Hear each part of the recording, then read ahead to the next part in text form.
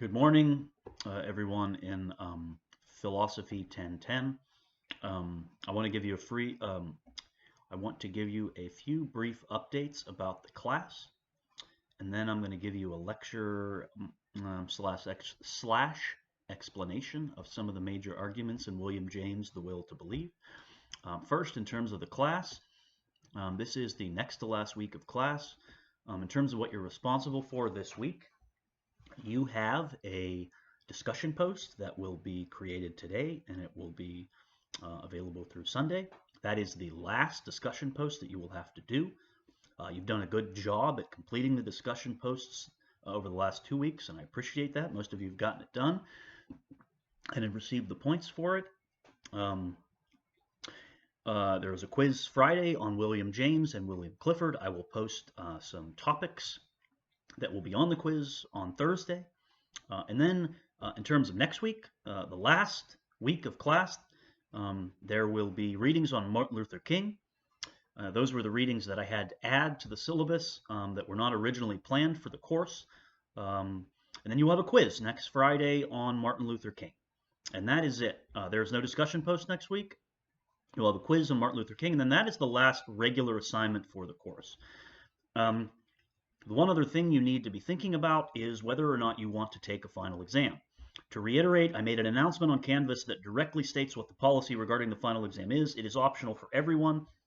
If you choose not to take it, it has no impact on your final grade, but it is optional for everyone, not only if you have an A. So if you want to take it, you need to let me know as soon as possible. If not, I'll just assume you don't want to take it. Our exam would be Tuesday morning during finals week from 8 to 10:30 a.m. So just be aware of that. That's all I have to say about class updates. I want to then move into William James. So what you're reading for this week is an essay titled The Will to Believe.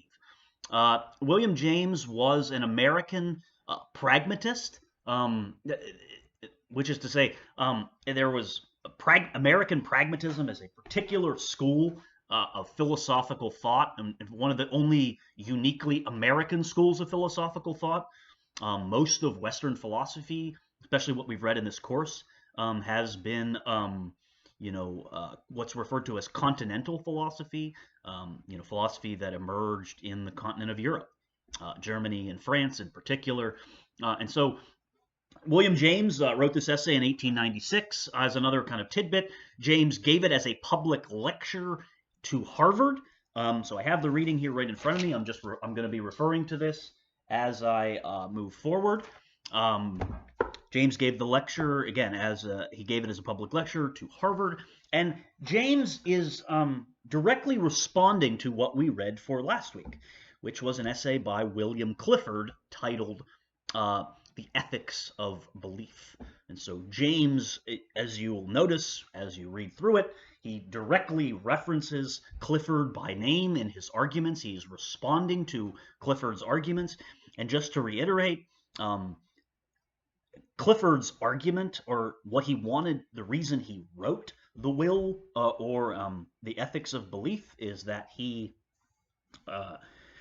was concerned about the extent to which during the time that he lived that people were seemed to be believing in a lot of crazy things without any evidence, in particular when it came to science and in particular when it came to religion.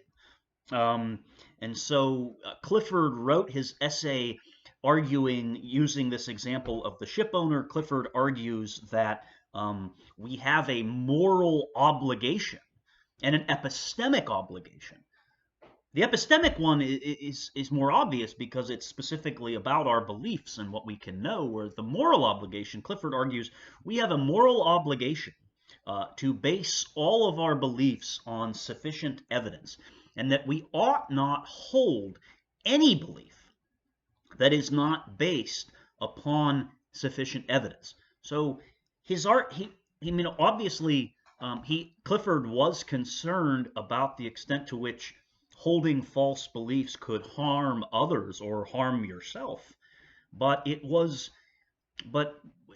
he doesn't locate the immorality of holding the belief in only in the harm that it might cause to others. He holds the immorality in the very formation of the belief itself, that the formation of the belief should be based upon sufficient evidence. And that he, again, obviously, as he argues, it doesn't matter if we form a belief and then maybe it turns out to be true. It was the fact that we based it on false or insufficient evidence in the first place. As he states clearly, it is wrong everywhere and always to believe something without sufficient evidence.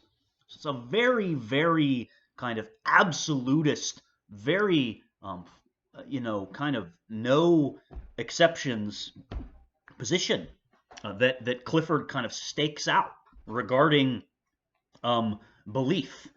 And it's not an unreasonable position to hold. The question is the extent to which the absolute nature of what Clifford is asserting here seems maybe to be part of the problem.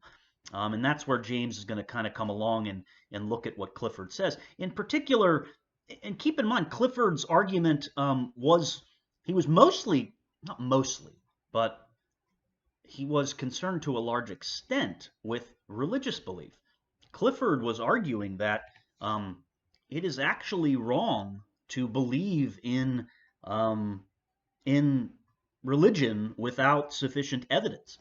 Indeed, well, you can't really have religious belief and have sufficient evidence for those beliefs at the same time. So religious belief is kind of just ruled out as even a possibility from the beginning, because religious belief is not the kind of belief for which we think we can have sufficient evidence. Indeed, religious belief requires us to have faith and believe in certain things without sufficient evidence. So Clifford is kind of ruling out religious belief as even a viable possibility.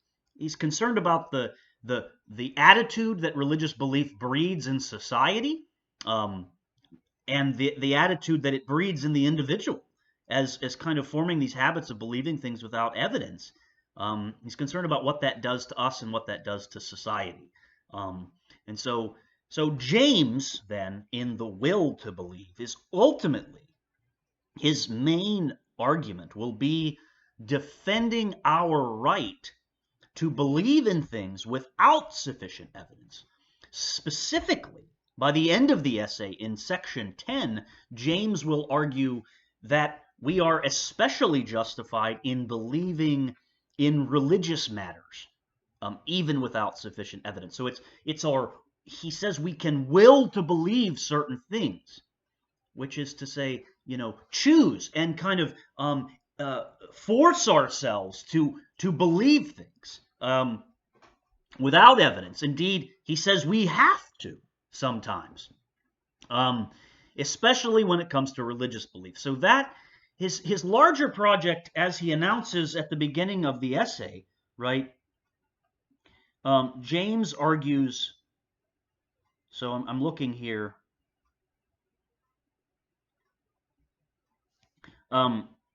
James argues at the beginning of the essay, I have brought with me tonight something like a sermon on justification by faith to read to you. I mean an essay in justification of faith, a defense of our right to adopt a believing attitude in religious matters in spite of the fact that our merely logical intellect may not have been coerced. So that's his argument. Our will to believe in things without sufficient evidence. And he's going to actually show that there are quite a large number of matters where we actually have to believe in things without sufficient evidence, and he's defending our right to do so because it's just not possible to have access to the evidence that's in front of us. Or it's not possible to wait for the right information or to have access to the right evidence. Sometimes we have to make a choice and make a belief or perform a certain action that requires us the moment requires us to do so. And to wait on information means we might either make the wrong choice or we might lose out on an opportunity. So anyways, that is, so James is going to begin in section 1 here by making some technical distinctions. eventually, so again, he's going to kind of he's going to give you some philosophical vocabulary here that he's going to be using throughout the essay as a way to justify his argument about the will to believe. And so the beginning here, he's headed in the direction. I will tell you this, it takes James kind of a long time to get to defending the right to believe in religious matters. He has to kind of build his way up to defending that thesis. And he's going to start by giving us some technical vocabulary as it relates to what we might call the psychology of belief. What is entailed when we believe in certain things? What's going on with our faculties when we believe in certain things, right? So James starts by arguing, he says, let us give the name hypothesis to anything that may be proposed to our belief, right? So a hypothesis is simply something that somebody says to us as something that we could or could not believe. Believe in Santa Claus is a hypothesis that is given to us. It is something that it's either that I propose it to myself or somebody else proposes it to me. It's simply something that we could believe in. That's all a hypothesis is for James, right? Now, James will then argue that hypotheses can either be alive or dead. So if I say believe in Santa Claus, that could be dead to you immediately. Because you may be, in your 30s like me and not believe in Santa Claus. So it's a dead hypothesis. You're not going to believe in it. It has no possibility for you. Whereas if I give you a live hypothesis, believe in God. Well, you may be religious and it may be alive to you. You may think, oh, okay, that's something I could go along with. Whereas believe in Santa Claus just isn't, right? And so a belief is anything proposed. A hypothesis is anything proposed to us to believe in, and the hypothesis, when it is proposed, can either be alive or it can be dead. And again, James here, right at the beginning, refers to the fact that its aliveness or deadness refers to whether or not we could consider ourselves acting on the belief that is proposed to us, or on the hypothesis that is proposed to us. So a hypothesis can either be alive, meaning we are willing to act on it, or it can be dead, meaning that when we are told this thing that we could believe in, it just arrives dead on arrival, and we will not act on it. So that is the first. Text. So hypothesis, anything proposed to our belief. The hypothesis can be dead, meaning we aren't willing to act on it. It could be alive, meaning we are willing to act on it. Now, James continues on to the next page, where he will continue to make a set of distinctions, and these will be crucial to his argument. So James now says, well, what about, so yes, one hypothesis can be proposed to us, but a set of hypotheses can be proposed to us, two hypotheses. Either believe in this or believe in this. Either believe in Santa Claus or believe in God. So that when two hypotheses are presented together, James calls it an option. And that's all an option is. I mean, if you think about it, when somebody says, well, you have an option, well, that just means a choice between two things. So that's all it is. For James, two hypotheses are presented to a person, either to themselves or to somebody else, or somebody presents them to you. Either believe in this or believe in this. And that is, so an option is simply a choice between two different hypotheses that we just discussed in the previous section, right? So James is now going to give us three sets of distinctions that can characterize an option. And James' goal in presenting these characteristics is to try to figure out that he's searching for a set of criteria that will characterize what he's going to call a genuine option. And James's argument, and this is his larger argument for the whole essay, is James' argument for the whole essay is when an option is genuine, when it has a particular set of characteristics, that's when James is going to argue that we are justified in willing to believe something without sufficient evidence, when the option is genuine. So that's his argument for the whole essay. Eventually, he will say that there is something called the religious hypothesis at the end of this essay, and that the religious hypothesis is a genuine option. But let's review the characteristics first. So James starts by saying that an option. So we've already did aliveness and deadness for a hypothesis. Now we're going to talk about living or dead for an option. And it's similar to a hypothesis, that when an option is presented to you, either believe in this or believe in this. And James gives several examples of how this works. An option, when it's presented to you as two hypotheses, either it's alive or it's dead. The possibilities that are presented to you present real, genuine opportunities for you as a person to accept as real possibilities for your life because they impact your life in some meaningful way. And you could see yourself believing in them, taking on those beliefs, and then integrating them into your life in a meaningful way, right? Or they're dead on arrival. So that's the first thing. They're either alive. The option is either alive or it's dead. So he gives an example here of be an agnostic or be a Christian. It is otherwise, trained as you are, each hypothesis makes some appeal, however small, to your belief. So a living option is one in which both hypotheses are live ones. So they both present live options, right? So that's the first thing, living or dead hypothesis. The next set of characteristics that James says could belong to an option is that the option presented to you is forced or avoidable.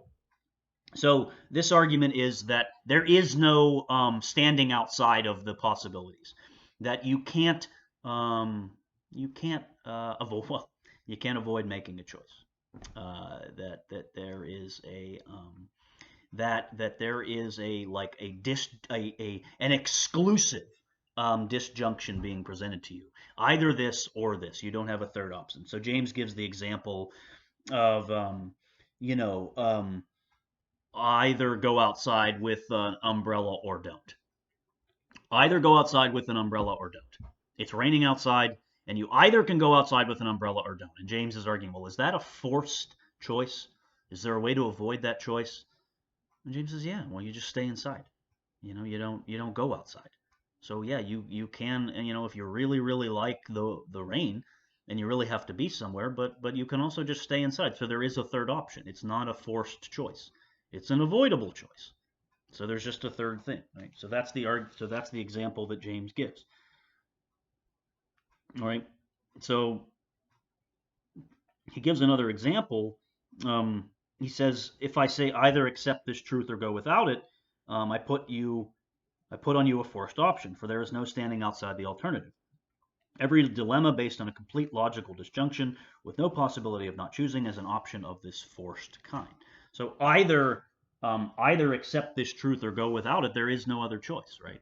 You either choose to believe in the thing or you don't. It depends on what the truth is, but you can't say, well, I'm gonna remain agnostic. I will not accept it. I will choose neither to accept this truth, nor to not accept this truth. Well, if you're gonna remain agnostic, it means you're not accepting, right? So there is no standing outside of it. So now we have options can either be living or dead, and options can either be forced or avoidable.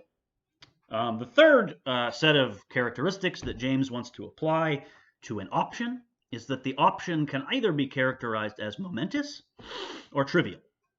And this one is a little harder to see, I think, but he does give some examples. So if an option is momentous, it means that in the moment that it's presented to you, there is no waiting to make the choice or to choose to believe it.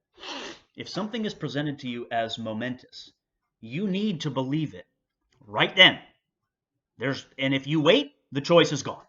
So it's momentous in the moment. You must choose right then, as somebody presents it to you, whether to believe it or not. So the point is, James gives the argument, imagine that you are a student here at Clemson and a professor comes over to you and says, well, I've got this great study abroad opportunity. I can't wait on a decision. You have to tell me now. I'm headed to study abroad in Spain next semester. And this is it. This is going to be your only opportunity. And maybe you're a Spanish major and you can't, and this is your only opportunity. You're graduating senior, and so it's a momentous opportunity. He can't wait on a decision. You can't say, well, I want to go home. I want to do some research on Spain. I want to see, whether I like the food and whether I like the climate. No, you don't. You can't do that. It's momentous. This is the only chance. If you don't tell him today, the chance is gone.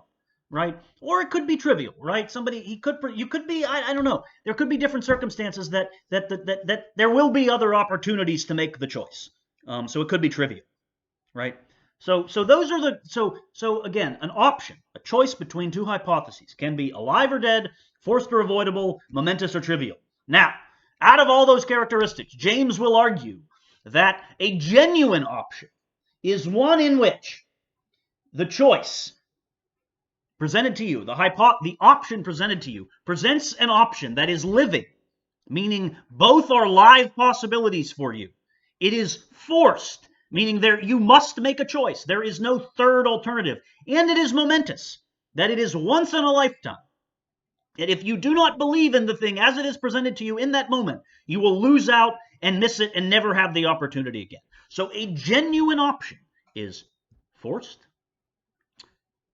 living, and momentous. And if it has those characteristics, if it is a genuine option, James argues that we have the right to will to believe in the thing without sufficient evidence. Because think about all those different characteristics. If it's momentous, you will not have evidence that the choice is the right choice because you must make it in the moment. So you will not be able to get access to the evidence that you want. If it's forced, same thing. You may not be able to go. You can't stand outside of it and say, well, there's this third thing. You have to choose. And if it's living, if it's a real possibility for you, also may not have evidence to disprove that it's living or something, right? So if it has these characteristics, you have the right to will to believe. Now, James is going to immediately he immediately wants to kind of pivot a little bit and say, look, I am not talking about wishful thinking here. James wants to say, I am being very, very specific here. I agree with Clifford.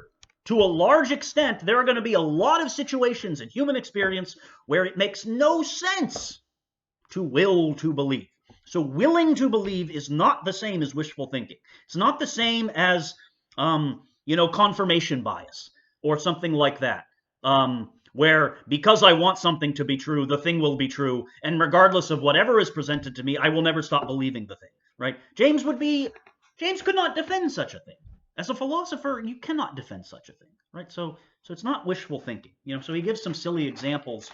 He does give some silly examples here on page, in section 3, right? He can't, wait a second, I think I lost my place here. I apologize, right? So, he gives some examples on page, I've lost my place and I do apologize. I am not super organized this morning, right? So when he looks on page, he's looking here on page, so I'm here on section, page, well, the pages aren't numbered, but I'm on page 3 here, right? So when James says, can we, just by willing it, believe that Abraham Lincoln's existence is a myth, and that the portraits of him in McClure's magazine are all someone else? Can we, by any of our effort, will, or by any strength of wish that it were true, believe ourselves well, and feel certain that the sum of two $1 bills in our pocket must be $100? Again, these are dumb examples. He's just saying, look, I'm not arguing for wishful thinking here. I'm arguing for the will to believe in very specific circumstances. I'm arguing for the will to believe when it comes to genuine options, right? So that's an important point, that this is not wishful thinking, right? Now, there's a lot of sections in between here where James is really kind of taking Clifford to task. And James is really defending an argument. He's really presenting, a really different kind of attitude towards life when it comes to him and Clifford. Clifford's attitude towards life seems to be avoid error. Clifford's attitude towards life is to live a safe life with no risk taking. So James thinks that there's actually something about the psychology of their positions. It's not just a philosophical position, but there's a kind of psychological attitude towards life that's revealed in each of their positions. At a certain point, James says, Clifford would say, avoid error, avoid risk, play it safe, live your life safe. Whereas James is saying, seek truth. If you turn out to be wrong, fine. But seeking truth and pursuing the truth is better than avoiding error, right? That you could turn out to be wrong, but at least you tried, at least you made an effort, and you turned out to be wrong, but that's okay. Whereas Clifford is kind of saying avoiding error is our primary task in life as knowers of the world. Whereas James is saying, no, our primary task is to constantly seek the truth, even if we turn out to be wrong. Right? Now, one of the other major critiques that James is making of Clifford is so Clifford makes the argument: it is wrong everywhere and always to believe something without sufficient evidence. So that's the position. Now, there are two key words in, I think, Clifford's argument: sufficient and evidence. And a lot of you may have pointed this out in your responses last week to Clifford. First of all, what counts as sufficient? And what counts as evidence? Right? What counts as sufficient? How do we know? Where's the line? When do we draw it and we can say, aha, I have sufficient evidence for this belief? Well, it may be obvious for some. It may not be obvious for others. Right? And how do I know what counts as evidence? What is evidence? Right? So one of the things that I pointed out, and a lot of you recognize this in last week's discussion post about Clifford, is that for many of our beliefs, for much of what we believe things because someone else has told us to believe that thing. And indeed, a lot of times when someone else tells us to believe something, the person telling us to believe that thing is an expert. They have attained the credentials and the education necessary to render them intelligent enough that we believe anything they tell us because they are trusted. They are authorities. They are experts. And so the question is, does expert opinion count as sufficient evidence? There's a distinction philosophers make between knowing that something is a case and knowing how something is the case. So, for example, how many of our beliefs are based on knowing that something is true? I know that when I drop this flash drive, it will fall. I know that because of gravity. I know that gravity is a